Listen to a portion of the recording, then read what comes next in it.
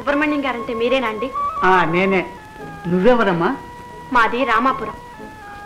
ఈ ఉత్తరం వెంకట్రామయ్య గారు మీకు ఇమ్మన్నారు. వెంకట్రామయ్య? ఓహో, సంగీతం మాస్టర్ వెంకట్రాముడా? కులాసాగా ఉన్నాడమ్మా? వెంకటాద్రి గారి ఇంట్లో ఉద్యోగానికి వచ్చావా అమ్మా? అవునండి. వారి ఇల్లు ఎక్కడండి? ఇక్కడే. ఈ పూట నేను కూడా కాఫీకి వారి ఇంటికే వెళ్దాం అనుకుంటున్నాను. ఒరే రాముడు, మన తోటలో ఇల్లు బాగు చేయించు. అమ్మాయి అక్కడ ఉంటుంది. పెట్టే బేడా తీసుకెళ్ళి అక్కడ పెట్టి తాళం చెవి తీసుకొచ్చి వెంకటాద్రి గారి ఇంట్లో అమ్మాయి ఉంటుంది, ఆమెకి ఇచ్చే. తీసుకో. పదమ్మా. నమస్కారం బావగారు. నమస్కారం బావగారు. దయచేయండి దయచేయండి. కూర్చోనే. బావగారు చుట్టాలు తీసుకొచ్చాను. బాగానే ఉంది. కరువు అతికి మాత్రం. మంగా కూర్చోమ్మా, కూర్చో. క్షమించండి, నేను మీ చుట్టాన్ని కాదు. చుట్టాలు కాబట్టి మా రేఖ స్నేహితురాలు పోయి ఉంటావు. కూర్చోమ్మా, కూర్చో. కూర్చోమ్మా. బావగారు కొంచెం కాఫీ వేస్తారా? మా అన్నయ్య గారంటే మొహమాటం ఏం లేవు. అవునవును. కాఫీకి మొహమాటం ఎందుకమ్మా? మంగా తీసుకోమ్మా, కాఫీ తీసుకో. అది కాదండి, నేను ఇక్కడికి వచ్చింది. ముందు కాఫీ తీసుకోమ్మా, తర్వాత మాట్లాడదాం. తీసుకోమ్మా. అయితే మంగమ్మ, విశేషాలు ఏమైనా ఉన్నాయా? లక్ష. చాలే ఊరుకోండి. ఏమున్నాయి అన్నయ్య? రేపటి నుంచి ఈ కాఫీ నీళ్ళు కూడా గతి ఉండదు. ఏ? పెద్దమ్మాయి పట్నం వెళ్ళిపోతుందిగా. ఎందుకు? కాలేజీలు తెచ్చారట. అప్పుడే తెచ్చారు? గుడ్ మార్నింగ్ మావయ్య. 100 ఏళ్ళ ఆయుసు. రామాదా?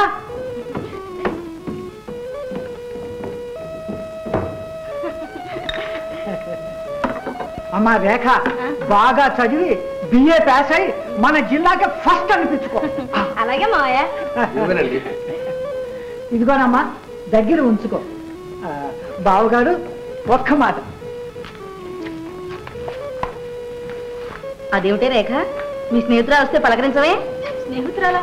కాదండి, నేను స్నేహితురాలి కాదు. ఇక్కడికి నౌకరీ కోసం వచ్చాను నేను. నౌకరీకి వచ్చావా?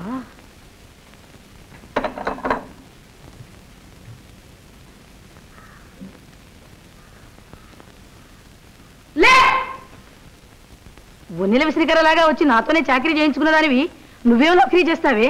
వెళ్ళు వెళ్ళు. క్షమించండి, నేను చెప్పబోతుంటే మీరెవరూ వినిపించుకున్నారు కాదు. పిల్లకి చదువు చెప్పాలని పత్రికలో మీ ప్రకటన చూసి వచ్చాను. ఒక చదువు చెప్పడమే కాదు, వంట వండాలి, అంట్లు తోమాలి, బజారుకి వెళ్ళాలి, బట్టలు ఉతకాలి, ఒకటేమిటి ఇంటి పనులన్నీ నువ్వే చేయాలి. ఇష్టమేనా? అయితే అన్నం పెట్టి నెలకు 100. ఇవ్వను, 70 రూపాయలు ఇస్తా. ఏమంటావు? అలాగేనండి. అయితే పద, వంటలు చూపిస్తాను.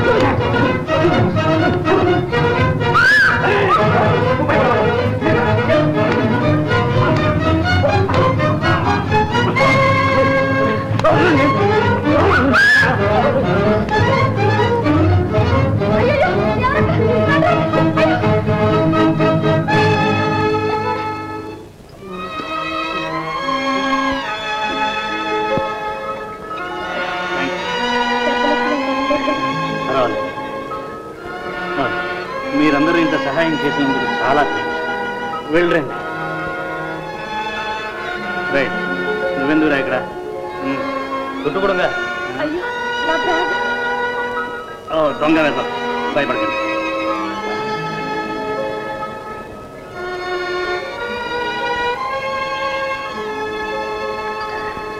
దేవుడంటే కాపాడాలి, లేకపోతే నా గట్టించాను. రౌడీ వెధవలు పారిపోయారు కానీ లేకపోతే ఏం చేసావన్నో నాకే తెలియదు. ప్రేమైన చెల్లాయి గిరిజకు మీ అక్క సరోజ ఆశీర్వదించి వ్రాయినది. దైవ కృప వల్ల ఇచ్చట నాకు ఉద్యోగం దొరికింది. ఇక నీ చదువుకి ఏ ఇబ్బంది కలగకుండా సొమ్ము పంపుతుంటాను. అమ్మ కూడా నీవు బాగా చదివి అభివృద్ధిలోకి రావాలని ఆశించింది. నా కోరిక కూడా అది. బుద్ధిమంతురాలవై శ్రద్ధగా చదువుకుంటున్నావని నమ్ముతున్నాను. ఎన్నిసార్లు అడిగినా మీ పేరు చెప్పకుండా తప్పించుకుంటున్నాను. ఇవాళ చెప్పి తీరాలి. ఏం లాభం గిరిజ, నేను ఆకాశంలో తిరిగే ఓ దిక్కులేని పక్షిని. నేను నమ్మను. మీరెంత దాచినా మీరు గొప్పవారేనని మీ మొహం చూస్తేనే తెలుస్తుంది. దయచేసి మీ పేరేంటో చెప్పండి. నా పేరు ఎస్ యు సీ, నన్ను ఇక్కడ అందరూ మిస్టర్ రావ్ అంటారు. Mister Rao, Yes. మీ దేవుడు? వద్దు గిరిజ, ఆ పేరెత్తితేనే నా గుండె మండిపోతుంది. నేను ఒకప్పుడు లక్షాధికారి బిడ్డనే, ఈనాడు భిక్షాధికారిని. ఎందుకని? ఏమీ లేదు, ఒక చిన్న ఫ్యామిలీ అఫైర్ లో నేను మా నాన్న తగాతపడ్డాం. ఆనాటి నుంచి ఆయన సొమ్ము చిల్లి గవ కూడా ముట్టుకోదలుచుకోలేదు. అంతే, వెంటనే ఇల్లుదిరి బయటకు వచ్చేసి ఎన్నో సంవత్సరాలుగా ఎన్నో చోట్ల ఎన్నో రకాలుగా తిరిగాను. ఆఖరికి ఒక సంవత్సరం నుంచి మెడ్రాస్ మహాపట్నం అంతా సర్వే చేస్తున్నాను ఉద్యోగం కోసం. అయితే ఇప్పుడు ఎక్కడుంటున్నారు? Hero platform. అంటే మనకి ఇక్కడ చాలా మంది ఫ్రెండ్స్ ఉన్నారు. వాళ్ళతో నేను, నాతో వాళ్ళు ఉంటూ ఉంటాం. ఏమిటి ఆలోచిస్తున్నా? ఏం లేదు, నేను ఈ రూమ్ రేపు ఖాళీ చేసి ఒక ఇల్లు అద్దెకు తీసుకోవాలనుకుంటున్నాను. మీకు ఉద్యోగం దొరికే వరకు నాకు సాయంగా మీరు నాతో పాటే ఉండండి. వద్దు గిరిజ, నువ్వు చదువుకోవడానికి వచ్చావు. లేదు, నేను చదువుకోదలుచుకోలేదు. ఏదైనా ఒక ఉద్యోగం కోసం ట్రై చేద్దాం అనుకుంటున్నాను. అందుకే నీకు శ్రమ కలిగించడం నాకు ఇష్టం లేదు. శ్రమే ఉండండి. మీరు చేసిన ఉపకారానికి ప్రత్యుపకారం చేయకపోతే నాకు మనశ్శాంతి ఉండదు. మా అక్క నాకు కావాల్సినంత డబ్బు పంపిస్తుంది. ఏదైనా ఇల్లు చూడండి. ఏమే సరోజా, ఇప్పుడు టైం ఎంత అయింది? 9 కావస్తోందమ్మా. 7 గంటలకల్లా కాఫీ పడవద్దు. అసలు నీ మనిషి కాదని చెప్పరా? రేపటి నుంచి అలాగే చేస్తాను. అయితే రేపటి నుంచి.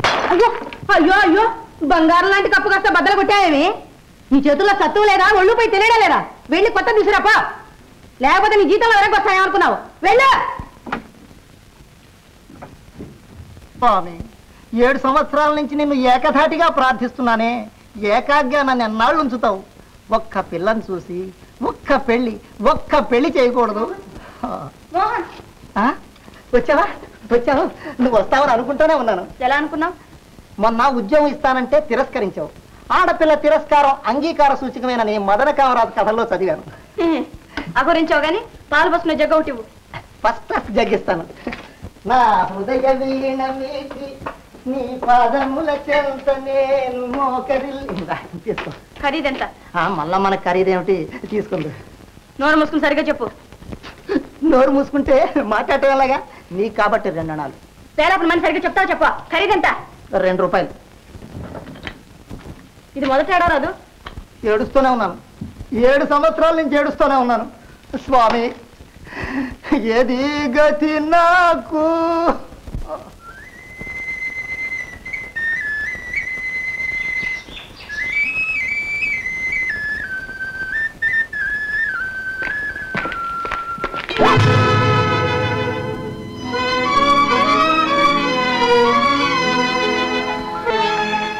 ఐఎమ్ వెరీ సారీ, ఏదో పొరపాటు జరిగింది.